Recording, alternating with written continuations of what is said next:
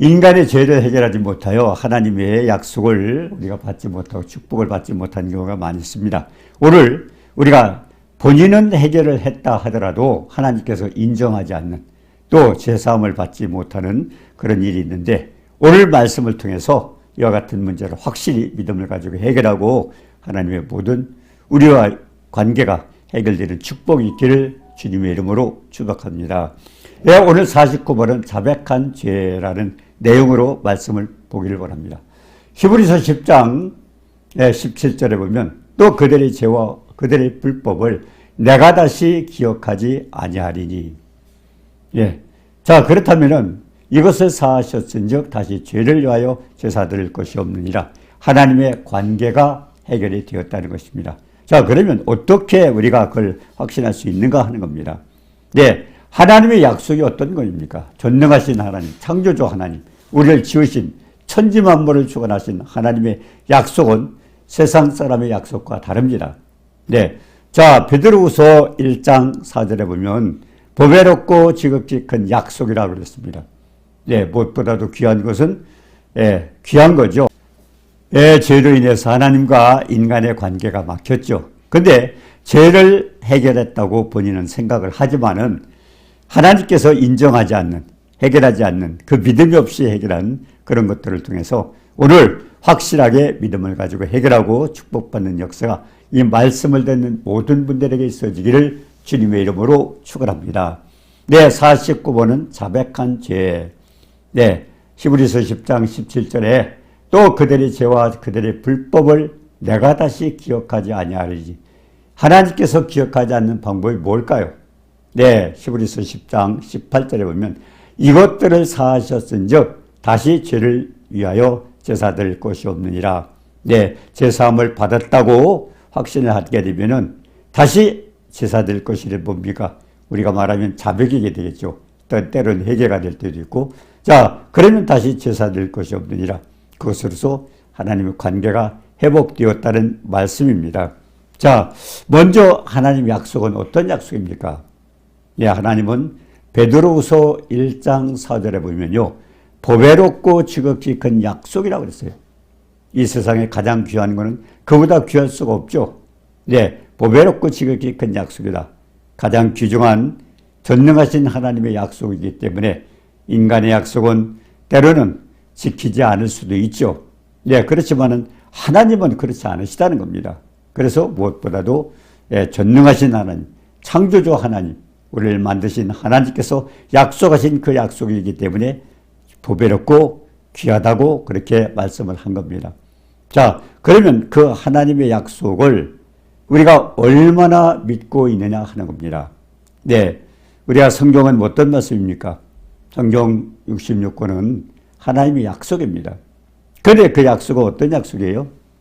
요한복음 6장 63절에 보면 살리는 것은 영이니 육은 무익하니라. 내가 너에게 이른 말이 영이요 생명이라고 그랬어요. 하나님의 생명이 성령의 역사가 그 말씀을 약속을 통해서 이루어진다는 것입니다.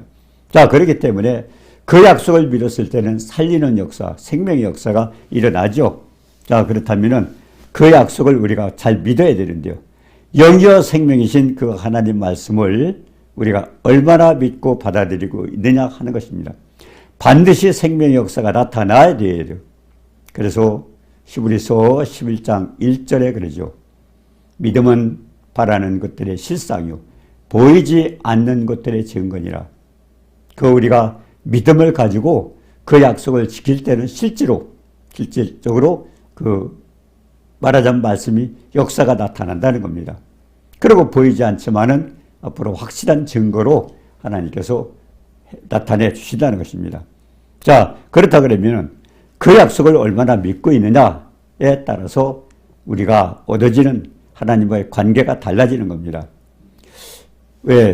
우리가 요한 1서 5장 14절에 그랬습니다. 그의 뜻대로 무엇을 구하면 들으시리라. 중요한 것은요, 그 약속을 믿을 때 하나님의 뜻 가운데 하나님 뜻대로 우리가 믿어야 돼요. 그의 뜻대로 무엇을 구하면 하나님의 뜻대로 믿고 구하는 거예요. 구한 것은 또 믿어야 되는 거예요. 그렇다 그러면 하나님께서 정말로 나타내 주신다고 그랬습니다. 자, 왜 이제 누가복음 8장 25절에 보면요. 예수께서 제자들에게 말씀하셨습니다. 너희 믿음이 어디에 있느냐? 예, 충격적이죠. 믿음을 가지고 뭔가 행한다고 하고 있는데 주님 보시기에는 인정할 수 없어요. 그러니까 주님은 믿음이 없다는 얘기입니다. 내 믿음이 어디에 있느냐? 그런데 제자들은 두려워하고 놀랍게 여겨서 서로 말하되 누구에게? 도대체 이분이 누구냐? 바람과 물을 명함에 순종하는 거. 네, 이런 말씀이 왜 나왔을까요? 사실은요, 풍랑을 만난 바다에서 풍랑이 몰아치고 있습니다. 배를 타고 가는데 주님도 함께 동승을 하셨어요. 배를 타고 갑니다. 근데 주님은 주무시고 계시는 거예요. 주무시고 계시는데 풍랑이 일어나서 물이 배에 덮칩니다. 그러면서 너무 위태하게 됐어요. 물이 자꾸 배에 차게 되니까. 그러니까 제자들은 이제 주여 주여 우리가 죽겠나이다. 주무시는 주님을 깨웁니다. 너무 심각하잖아요. 배에 물이 자꾸 들어오고 있으니까. 그래서 주여 주여 우리가 죽겠나이다. 예수님은 깨었어요. 근데 예수님이 깨어나시면서 말씀하시기를 너희 믿음이 어디 있느냐? 믿음 없다고 책망을 하고 계시는 것입니다. 근데 제자들은 어떻게 했어요? 그가 누구에게? 바람과 물을 순종하는 거. 예? 도대체 저분이 누구이길래 바람과 물을 명함에 순종하는 거. 어떻게 보면 우리가 한번 생각을 해보셔요. 주님에 대해서 너무 몰랐어요. 네, 같은 인간으로만 생각한 겁니다. 그분이 창조자요, 전능하신 하나님이요, 우리를 지으신 자요, 세상 만물을 주관하시는 주님을 잘 몰랐던 겁니다. 그러니까 저가 누구에게, 누구에게 저분이 명했더니 바람과 물도 순종하는 거. 네, 이런 믿음으로 우리가 주님을 믿게 되면요, 우리 헛믿음입니다. 그 보배롭고 지극히 큰 약속을 우리에게 성취되기를 바라고 있지만 그 믿음 가지고는 이루어질 수가 없죠. 그래서 주님이 바람과 물결을 꾸짖으니까 잠잠해지니까. 그래서 주님 너희 믿음이 어디에 있느냐? 그러면서 그가 누가에게? 자칫하면 우리도 한번 그럴 수가 있어요. 얼마나 많은 사람들이 주님을 믿고 구원받았다 이렇게 생각하고 있고 또 하나님 앞에 기도를 하고 있습니다만 주님이 그런 질문을 하실 수 있어요. 네, 저가 나를 잘 모르고 있구나. 네, 그럴 수가 있죠. 그래서 주님은 뭐라고 했어요? 너희 믿음이 어디에 있느냐? 내가 저지른 죄에 대해서 자백을 했다고 합니다. 그런데 주께서 사하셨을까? 굉장히 많은 사람들이 여기에 아마 궁금증을 느끼고 있고요. 해결되지 않고 있는 겁니다. 자백을 했는데 그때 계속 자백을 하는 거예요. 똑같은 거죠. 주님이 누구신 걸 모르고 있는 겁니다. 확신을 갖지 못한다면 계속 자백을 할 겁니다. 자, 그리고 자백한 지는 다시 기억하지 않는다고 그랬어요. 히브리서 10장 18절에 그랬잖아요. 이것을 사하셨은즉 어떤 사람에게 자백한 사람들에게. 그렇다면 그 사학죄 때문에 다시 제사될 것이 없다는 것은 주님과의 그 자백을 다시 하지 말라는 얘기입니다. 예. 자백을 믿음으로 했다고 그러면. 근데 거의가 많은 사람들이 자백을 하고도 계속 자백을 하고 있는 거예요. 왜 그럴까요? 믿음이 없기 때문에. 지금 제자들이 책망받는 것과 똑같습니다. 저가 누구에게 그렇게 바람과 물결을 잔잔하게 만들 수 있을까? 똑같은 겁니다. 자, 그러면 믿음 없이 자백한 것은 사함받지 못한다는 얘기입니다. 자, 마태복음 18장 35절에 그랬어요. 너희가 각각 마음으로부터 형제를 용서하지 아니하면 나의 하늘 아버지께서도 너희에게 이와 같이 하시리라. 우리가 이웃들 형제들 간에 용서하지 못한다면 하나님도 용서할 수 없다는 겁니다. 왜? 용서를 했다고 하지만 우리가 용서가 바로 되지 않은 겁니다. 그래서 중요한 것은 뭐든지 우리가 예수 그리스도 앞에 기도하든 뭘 하든 꼭 믿음을 가지고 해야 된다는 걸 가르쳐 줄 수 있습니다. 자, 히브리서 10장 16절에 그랬습니다. 주께서 그들과 이 맺을 언약은 내 법을 그들이 마음에 두고 그들이 생각에 기록하리라. 그러니까 하나님과의 관계는 우리의 마음이, 우리의 생각이 하나님 말씀과 같이 일치가 되지 않으면 결국 믿음으로 하지 않는다면 아무 효과가 없다는 것입니다. 아무 능력이 나타나지 않는다는 겁니다. 그래서 마음과 생각이 하나님 말씀과 같이 바뀌어줘야 된다. 그래서 히브리서 8장 10절에도 내 법을 내 생각에 두고 마음에 두라고 그랬고, 히브리서 10장 16절에는 뭐라고 했습니까? 왜들 두냐건 내 법을 그들의 마음에 두고 그리고 생각에 두라. 결국 생각과 마음이 이 하나님 말씀과 일치가 되지 않는 영의 생각과 그리고 주님의 마음을 갖지 않는다면 이루어지지 않는다는 것을 우리에게 가르쳐주고 있습니다. 결국 마음과 생각대로 이루어진다는 것입니다. 자, 우리가 한 예를 듭니다. 마틴 루터에게 이 사탄이 죄의 명세를 가지고 왔어요. 너는 이런 죄를 많이 저질렀다 그랬습니다. 자, 그래가지고 보니까 기가 막혀요. 엄청난 죄를 가지고 왔어요. 근데 마틴 루터가 어떻게 했을까요? 그는 믿음을 가지고 있습니다. 그렇기 때문에 뭐라 그랬습니까? 요한계시록 12장 10절과 11절에 보면 그리스도의 피가 이 모든 죄를 사했느니라. 모든 죄를 깨끗게 하느니라. 예수 그리스도의 보혈로. 마틴 루터는 확실한 믿음을 가지고 있었습니다. 그래서 마음과 생각이 주님의 뜻과 일치되는 영적 믿음이 될 때만 하나님과 약속이 이루어지고 기도 응답이 된다는 것입니다. 그래서 고린도서 10장 5절에 그랬죠. 모든 이론을 파하고 하나님 아는 것을 대적하여 높아진 것을 파하고 모든 생각을 사로잡아 그리스도께 복종시키라고 그랬습니다. 우리가 하나님과의 관계를 본다면은 첫 번째 뭐가 해결돼요? 모든 이론입니다. 모든 이론. 그리고 또 우리에 대한 지식, 하나님에 대한 교만한 지식이죠. 그리고 우리의 생각. 그것이 영적으로 바뀌지 않으면은 우리에게 하나님의 축복을 받을 수 없다. 기도 응답이 안 된다는 겁니다.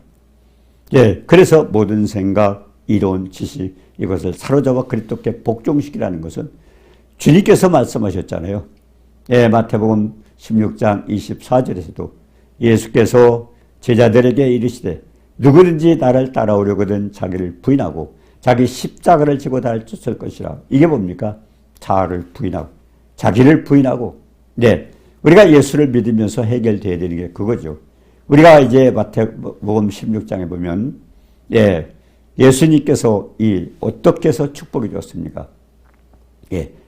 너희는 나를 누구라 하느냐고 제자들에게 물어봤습니다. 그때 제자들은 뭘 했어요? 베드로가 주는 그리스도시요 살아계신 하나님의 아들입니다. 베드로의 고백은 정확했습니다. 주는 그리스도시요. 그분은 선지자로 오셨고 그리고 제사장으로 그리고 이제 왕으로 그 직분을 감당하러 오신 분입니다. 자, 그렇기 때문에 그리스도요 그리고 하나님의 살아계신 하나님의 아들이다. 정확한 고백을 했어요. 그때 예수님 뭐라고 말씀하셨어요? 예수님은 내가 복이 있도다. 하늘에 계신 아버지께서 가르쳐 주시는 것을 복이 있다고 그랬습니다. 그러면서 그 복이 어떤 축복이 있습니까? 마태복음 16장 18절에 그러죠. 내가 이 반석 위에 내 교회를 세우리니. 그런데 이 말씀 부분에서요 많은 분들이 오해를 하고 있습니다. 내가 이 반석 위에 내 교회를 세우리니. 지금 주님이 어떤 말씀하셨어요? 베드로의 고백을 듣고 말씀하신 겁니다. 이 반석이라는 건 뭐예요? 베드로의 고백입니다. 베드로의 고백이요. 예수 그리스도를 믿음으로 신하는 그 고백입니다. 주는 그리스도시요 살아계신 하나님. 그걸 말씀하시는 겁니다. 이 반석 위에 내 교회를 세우리니. 근데 그 교회가 어떤 교회입니까? 그러면서 음부의 권세가 이기지 못한다. 사탄이 역사하지 못하죠. 사탄은 예수 그리스도께서 부활하시면서 사망 권세를 깨셨기 때문에 사탄은 패한 겁니다. 그래서 음부의 권세가 이기지 못한다고 말씀하셨고, 그리고 또 축복이 뭐예요? 천국 열쇠를 준다. 하늘에서 땅에서 매이면 하늘에서 매이고 땅에서 풀면 하늘에서 풀고. 그러니까 우리가 하는 모든 기도를 하나님께서 그대로 응답해 주신다고 말씀하시는 겁니다. 자, 엄청난 축복을 받았어요. 베드로가 주님을 바로 아는 고백을 통해서. 그러니까 주님은 그 말씀은 내가 이 반석 위에 우리의 믿음의 고백을 얘기한 겁니다. 거기에 교회가 세워진다. 그러면 음부의 권세가 이길 수 있는 교회가 뭡니까? 교회는요, 건물이 아닙니다. 예, 우리가 고린도전서 3장 16절에 보니까 뭐라고 그랬습니까? 네, 너희가 하나님의 성전인 것과 하나님의 성령이 너희 안에 계신 것을 너희가 알지 못하느냐. 네, 예수를 믿는 그분들 속에 그 마음 속에 하나님의 성령이 계십니다. 그래서 성전은 예, 성령을 모신 하나님의 집. 결국 너희가 하나님의 성전인 것과 하나님의 성령이 너희 안에 계신 것을 알지 못하는 그 성전을 말하는 거예요. 그걸 말합니다. 그러면 예수님께서 예, 이 교회를 세우려니 그 교회가 뭘까요? 이 교회는 구원받은 세상에서 불러낸 구원받은 거룩한 백성들의 모임입니다. 건물이 아닙니다. 네, 우리의 마음, 예수 끝을 모신 그 마음, 하나님의 성령을 모신 그것이 성전입니다. 그래서 구원받은 하나님의 백성들의 모임이 교회가 되는 것입니다. 자, 그래서 예수님께서 뭐라 그랬어요? 베드로는 축복을 받았어요. 예, 음부의 권세가 이길 수 없는 교회 회원이 된 거죠. 그리고 또 베드로는 천국 열쇠를 받았어요. 근데 중요한 것은 어떻게 해서 그 과정이 이루어지는가를 주님 말씀하셨습니다. 네, 내가 고난을 받고 죽임을 당했다가 3일 만에 부활하리라. 그때 베드로는 뭐라고 그랬어요? 주님 죽으실 수 없다고 그랬습니다. 그렇게 될 수 없다고 그랬습니다. 베드로도 몰랐습니다. 예, 주님의 고난을 받고 죽임을 당하시고 3일 만에 부활하셨을 때 이와 같은 음부의 권세가 이길 수 없는 교회, 그걸 우리가 믿음으로 인해서 우리가 이제 하나님의 거룩한 백성이 되고 그들의 모임이 교회라는 겁니다. 그러니까 베드로는 착각을 하고 아니 주님이 죽으시면 어떻게 될 수 있어? 왜? 자기는 고기 잡던 사람이 가족과 배를 버리고 그리고 주님을 쫓아다녔습니다. 근데 3년 이상 쫓아다녔는데 주님이 죽으시면 내 발자가 뭔가 육적인 생각을 한 겁니다. 그때 예수님이 뭐라고 말씀하셨어요? 네가 하나님의 일을 생각지 아니하고 사람의 일을 생각하는 거다. 결국 육적인 생각이다. 그러면서 내 사탄아 내 뒤로 물려가라. 결국 육적인 것은 뭐예요? 사탄의 생각입니다. 그러면서 주님께서 그때 말씀해 주신 내용이 뭡니까? 마태복음 16장 24절입니다. 제자들에게 이르시되 누구든지 나를 따라오려거든 결국 주님의 제자가 되고 싶거든 하나님의 백성이 되고 싶거든 자기를 부인하라고 그랬습니다. 조금 전에 얘기했던 고린도서 10장 5절의 말씀일 겁니다. 모든 이론을 파하고 하나님 아는데 대적하여 높아진 것을 다 파하고 모든 생각 사로잡아 그리스도께 복종시키니 내 잘못된 이론과 잘못된 교만한 지식과 그리고 내 생각을 사로잡아 그리스도께 복종시킬 때 내 것을 포기할 때 그때 하나님은 나를 따를 수 있다. 제자가 될 수 있다. 구원받을 수 있다는 겁니다. 그리고 자기 십자가는 뭡니까? 각각 예수님의 십자가는 나무 십자가를 지고 예수님이 달리실 인류를 위해서 십자가에 매실 죽으실 그 십자가가 되지만 우리 각자도 다 십자가가 있어요. 하나님께서 맡겨주신 우리 십자가가 있습니다. 가족의 구원을 위해서 이웃의 구원을 위해서 우리가 먼저 묻는 백성들이 또 하나님께서 주신 여러 가지 사명들이 있고요. 그것이 십자가입니다. 그걸 지고 나를 따를 것이다. 그때 우리는 뭡니까? 음부의 권세가 이길 수 없는 교회 회원이 되는 거고 천국 열쇠를 받는 축복이 되어지는 겁니다. 그래서 철저하게 자기를 부인할 수 있어야 된다는 것입니다. 모든 것을 포기하고 내 안에 주님이 역사하실 때 그때 주님은 우리와 함께 하실 수 있다는 것을 가르쳐 줍니다. 그래서 주님 뭐라고 하셨어요? 마태복음 28장 19절 20절에 가서 너희는 가서 모든 족속으로 제자를 삼아 아버지와 아들과 성령의 이름으로 세례를 주고 내가 분부한 모든 것을 지켜야 하라. 그러면 내가 세상 끝날까지 너희와 함께하리라. 근데 거기서 뭐라고 했어요? 세례를 주고 아버지와 아들과 성령의 이름으로 세례를 주고 왜 그렇게 말씀하셨을까요? 로마서 6장에 보면요. 이 세례가 어떤 의미인가를 가르쳐주고 있는데요. 왜 마태복음 28장에서 주님께서 아버지와 아들과 성령의 이름으로 그랬습니까? 아버지는 계획하셨죠. 아예 인간의 아담이 범죄하면서 인간의 죄를 해결할 수 있는 방법이 없어요. 그래서 하나님께서 그 방법이 뭡니까? 독생자 아들을 이 땅에 보내셔서 인간을 위해서 희생시키시고 희생제물로 바치시고 그러고서는 그 예수님이 다시 살아났을 때 사망 권세를 깬 것. 그렇기 때문에 이제 하나님 축복하셨어요. 십자가를 통해서 주님이 해결하신 축복이 뭡니까? 넓고 길고 높고 깊은 지식에 넘치는 표현할 수 없는 엄청난 사랑을 에베소 3장 18절 19절에 보면 그 엄청난 축복을 우리에게 주셨어요. 중요한 것은 그 축복을 우리가 받아야 되는데요. 그 축복을 받기 위해서는 뭡니까?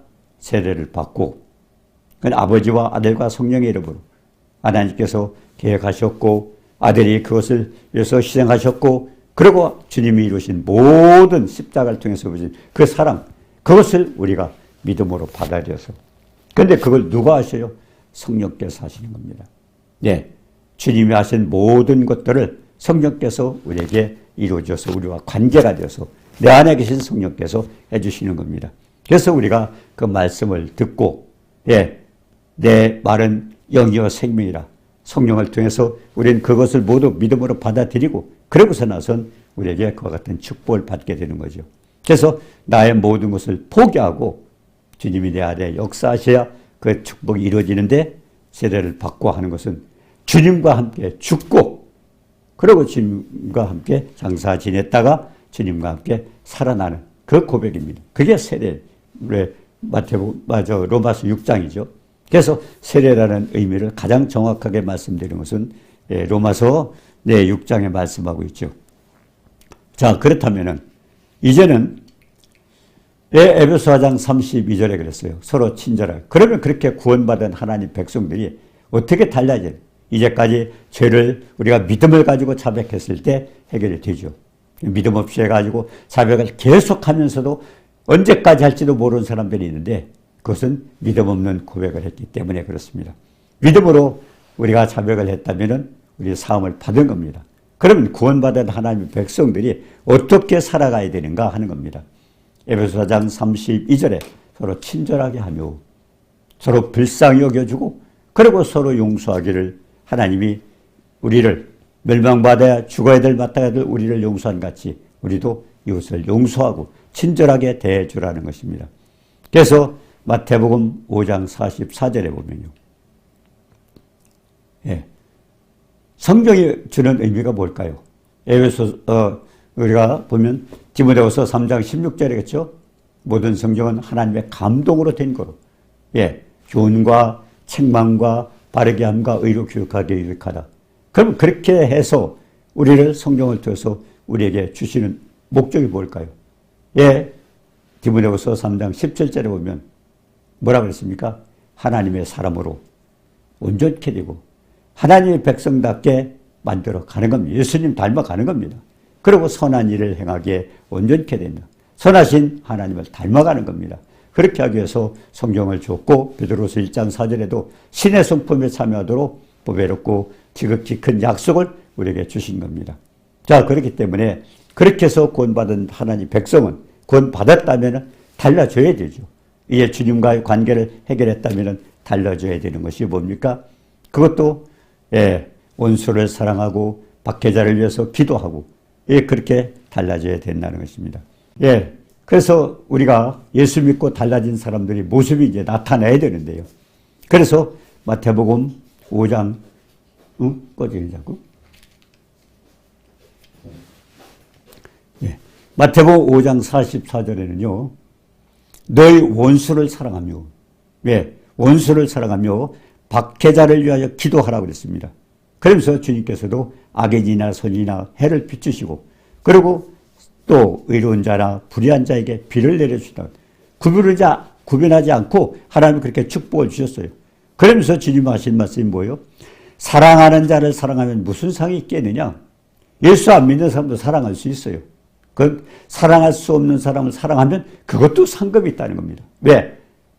인간적으로 사랑할 수 없지만은 하나님의 뜻 가운데 하나님 말씀을 듣고 우리가 사랑하기 때문에 거기에도 하나님은 축복이 있다는 겁니다. 그리고 마태복음 5장 48절에도 그랬죠.